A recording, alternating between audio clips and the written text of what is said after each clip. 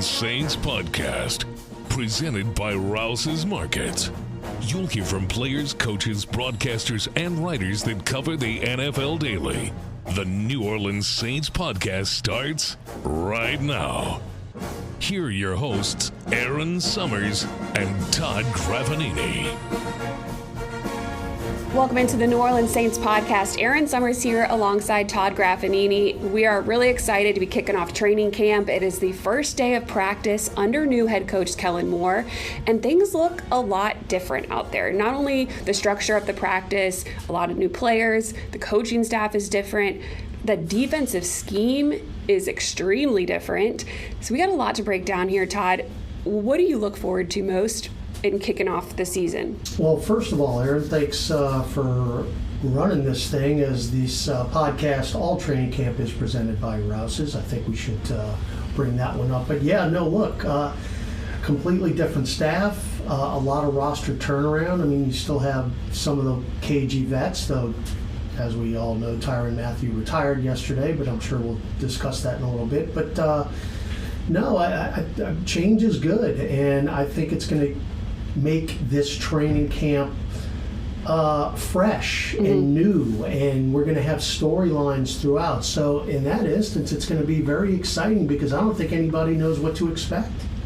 It's been a few months now that Kellen Moore has had the opportunity to implement his scheme, what he wants to do, what he expects from this team through rookie minicamp, OTAs, and veteran minicamp. But this is the first time the entire team is together, and eventually we'll get the pads on, so we'll be able to see a little bit more from the lines. But I think what stands out on day one is how highly the players speak of Kellen. I agree 100%. We heard just a little while ago Alvin Kamara talk, and we heard Demario Davis talk, and Cam Jordan, and to a man, they're just very impressed with Kellen Moore and his thought process and what he feels his vision is and how time efficient everything is. And look, you got to understand, Kellen Moore was a very highly decorated college player who played for his father in high school, who was one of the great high school coaches in the history of the state of Washington. 4-year starter at Boise State, winner, NFL pro for 5 years, and now has been an offensive coordinator for many years.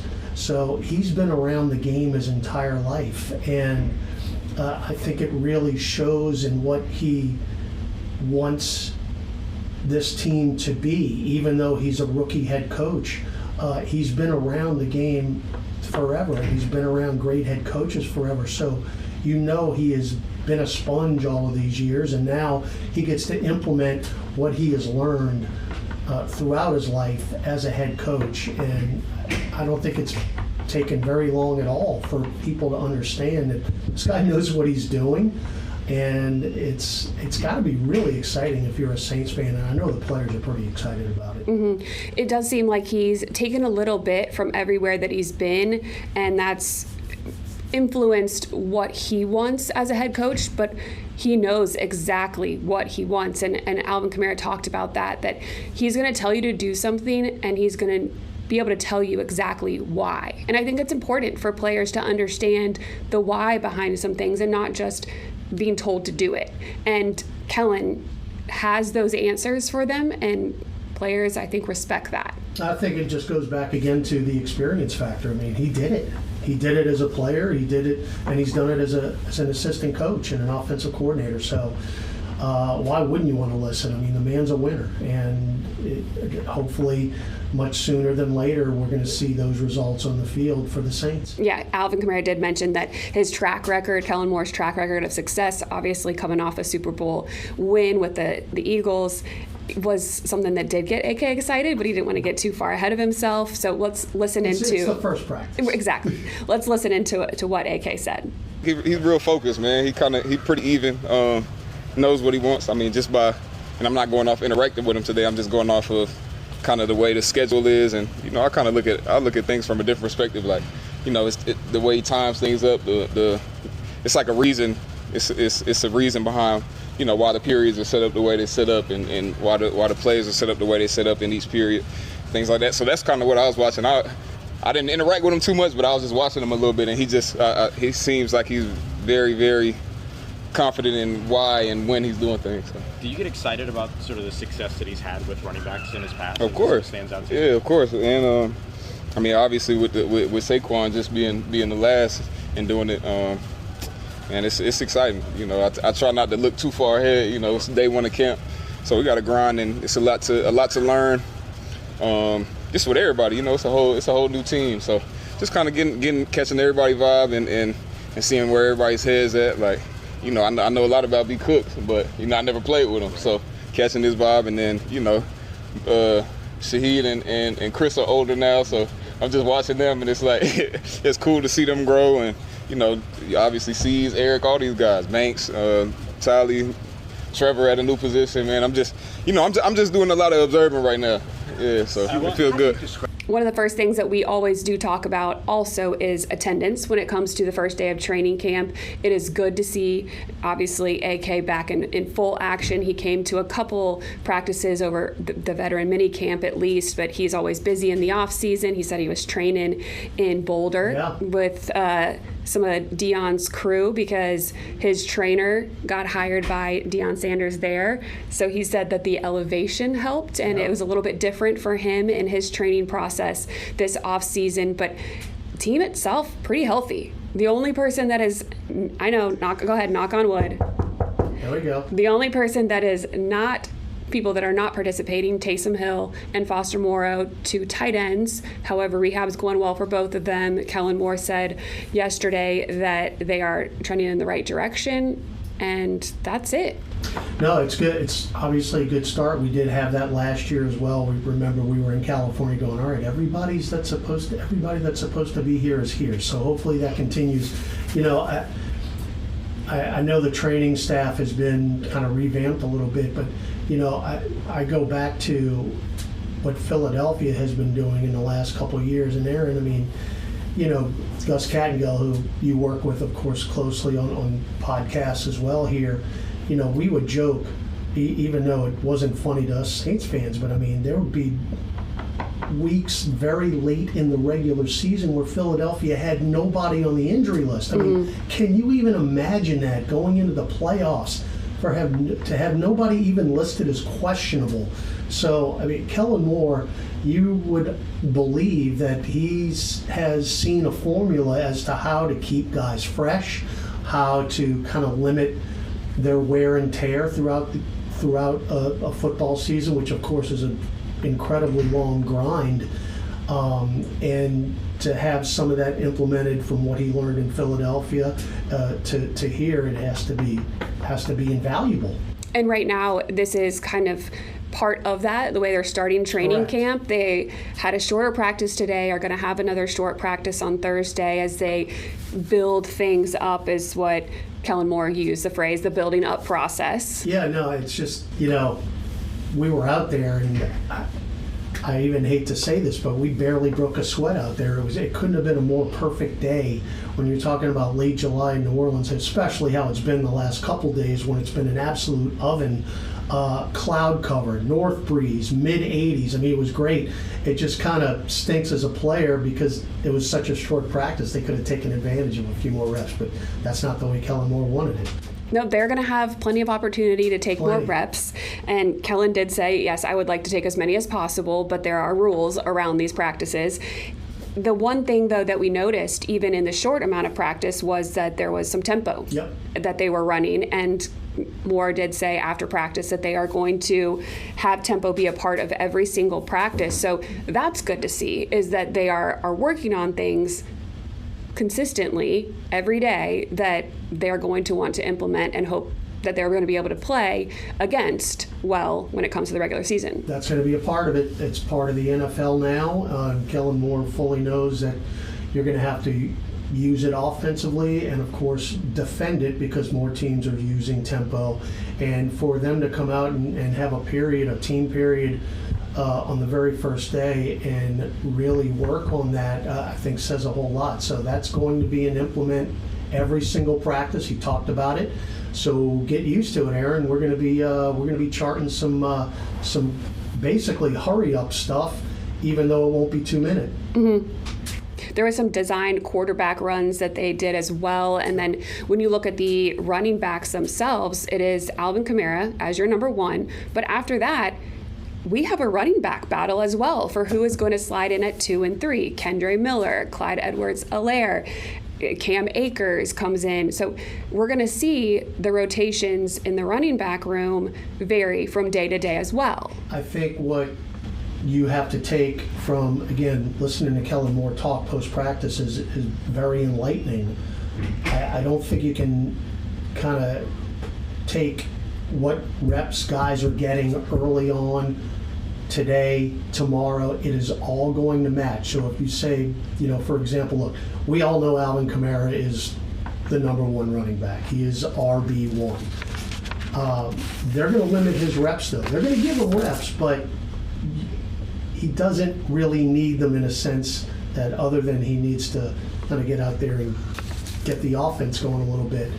But the amount of reps that one running back takes today is not going to be the amount that they take tomorrow or the next day. So it's going to be mixed and match.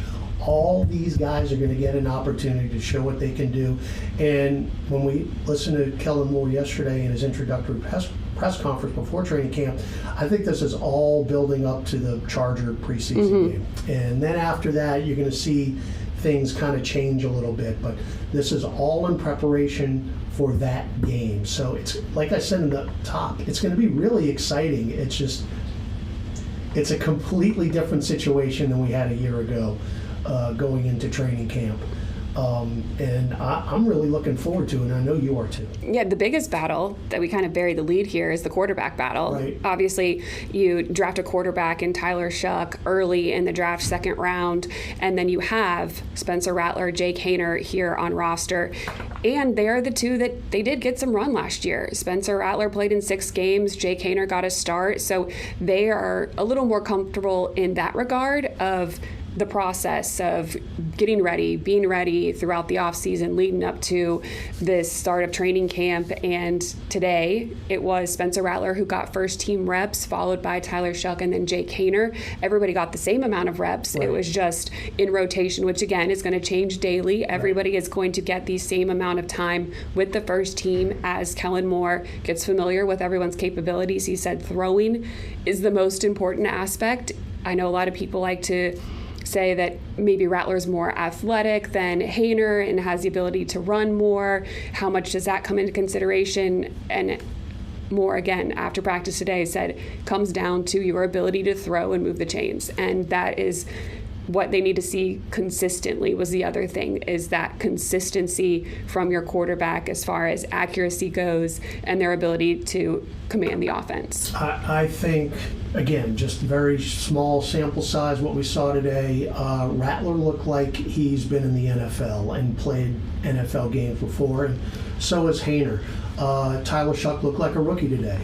And look, it's going to happen. He's going to have a lot of growing pains. He's got to get used to the speed. He's got to get used to the coverages. But Rattler looked pretty poised. And again, 7-on-7 team drills, limited reps. The ball didn't hit the ground, and that's just something that I've always paid attention to, especially when you're going against a defense that really isn't rushing you a whole lot on 7-on-7. The ball really should never hit the ground. And when Spencer Rattler was the quarterback, the ball never hit the ground. So he looked pretty good. But look, we'll more than likely see Shuck take most of the reps tomorrow, first team, and then the day after that we'll see Jake Haener take those first team reps. So good first day though, and it was good design. And I will almost make a bet that Shuck looks much better tomorrow than he did today. Oh, I'm sure there's some first day jitters. No doubt. Just literally the first time you're stepping on the field. Fans were out, which was great to see as well, and a great showing by them. Again, they had great weather to be able to sit in and watch, so that's fun. Looking at the defense, the defensive scheme changes with Brandon Staley as a defensive coordinator. We know we're going to a 3-4, but there is a lot of movement out there and a lot of people not in traditional positions. And Coach Moore talked about that people are going to get an opportunity to play different positions, and there is going to be an opportunity for them to do different things than they have done in this defense previously. It's been the same for a long time when you go back to Coach Payton and then Dennis Allen, and it's kind of nice. I'm telling you, again, just looking at the first team period, I'm going, wait a second. We only have 2 linebackers out there. It's Warner and Davis. Are we running a 3-4? And sure enough, that was it. So, no, it's. I mean, we haven't run a 3-4 around here since the Dome Patrol. So it's been a long time. Now, if we can get Ricky Jackson and Pat Swilling and Vaughn Johnson back here, look, again, change is good. I mean, last year, obviously very, very difficult on both sides of the ball. New coaching staff, so you've got new coordinators that have had success, and you heard Demario Davis talk after practice about what he has seen on film from the Philadelphia perspective on what is going to translate this year to the Saints. I think if you're a real dog, it's easy to buy into his system. It don't take much. He one of them real ones, and he's had multiple top number 1 defenses in the league, and in a relatively short time. And I think it speaks to itself. I think this is a highly evaluated game, and guys don't get to the positions that he's gotten to that quickly without having a ton of success.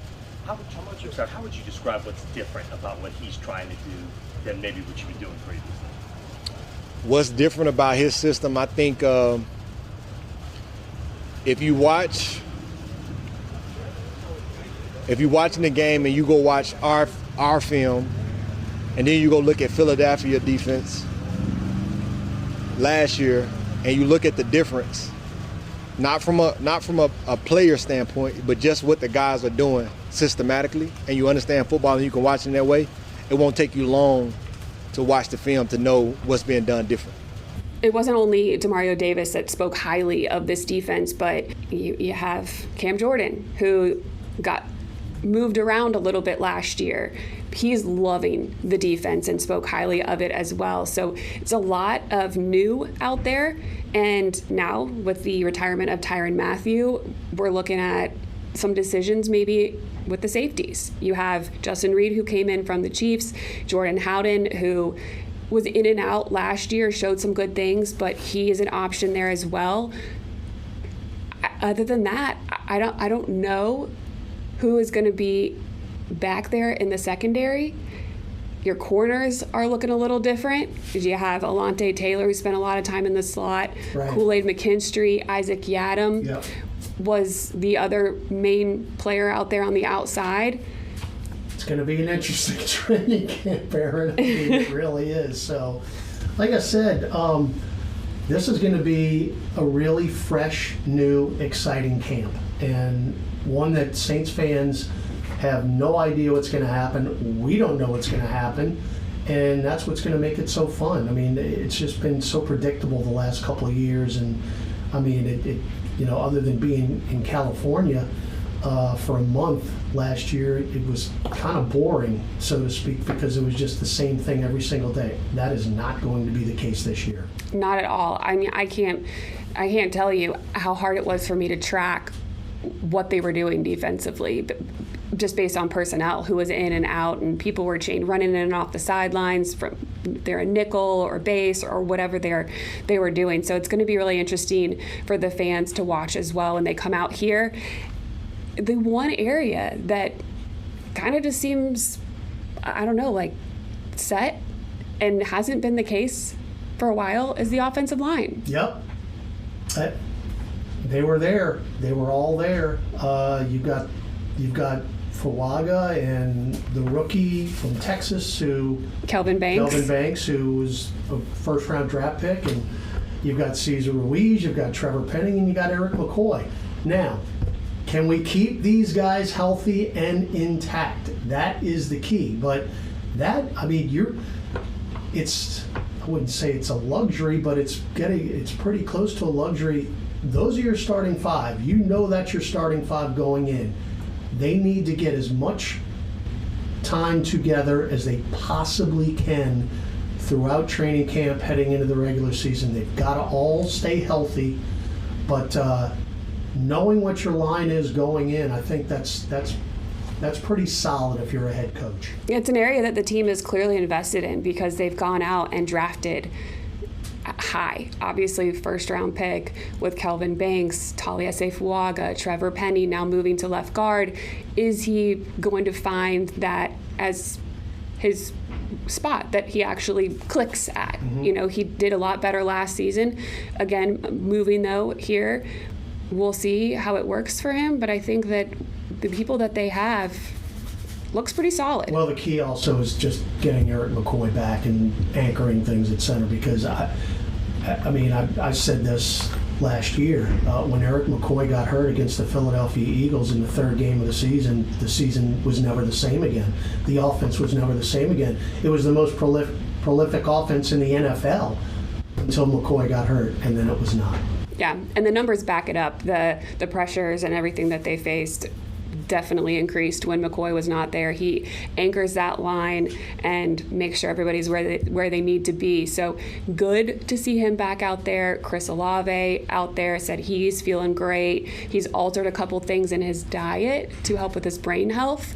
But other than that, he's good to go, and he said he's not afraid of getting hit. He's worked on a couple things as far as getting down sooner if need be and protecting himself. He's changed his helmet again, but he said that's something he does every year as the technology improves. Why not? Make sure that you're wearing the best that's out there. So he is a full go. Said he's working a little bit on being involved in some of those deep balls. He doesn't want him just to be for Shaheed this year, even though we know that he can get down the field faster than anybody else.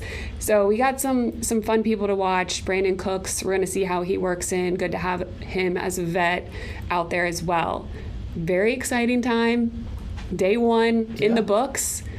And let's go. Day two. Let's go. I mean, again, it's going to be a short practice tomorrow, so we kind of know what to expect there. Went about an hour and 15 today, and we'll see that tomorrow. And then, again, it's all a process. Kellen Moore's talked about it. It's a process, ramping up till we get to the pads next week. Yep, and that'll be a lot of fun. Graff and I will be here with you every single day after camp. We'll be pulling whoever shows up from former players, other maybe coaches, because sometimes we see Tulane coaches in the house, and it's going to be fun little 15-20 minutes every day after practice breaking things down for you. So stay with us right here on NewOrleansSaints.com. Brought to you by Rouse's Markets. Thank you so much for their support. No doubt. The cooling chamber thing that they have out there, the ice house. I don't know what it is, but the players go in there and it's dare I 50 say, degrees. They really didn't even need it today, but that's going to change. It will. We got to count our blessings for today. Hey, yesterday they would have needed the Rouse's cold chamber yesterday. Yeah, I would have been in there yesterday. But thanks so much for joining us today, and we'll talk to you again tomorrow. Thanks for listening to the New Orleans Saints podcast presented by Rouse's Markets. Join us 3 times per week on NewOrleansSaints.com, the Saints mobile app, or you can download the podcast on iTunes. We'll see you next time, right here on the New Orleans Saints podcast, presented by Rouse's Markets.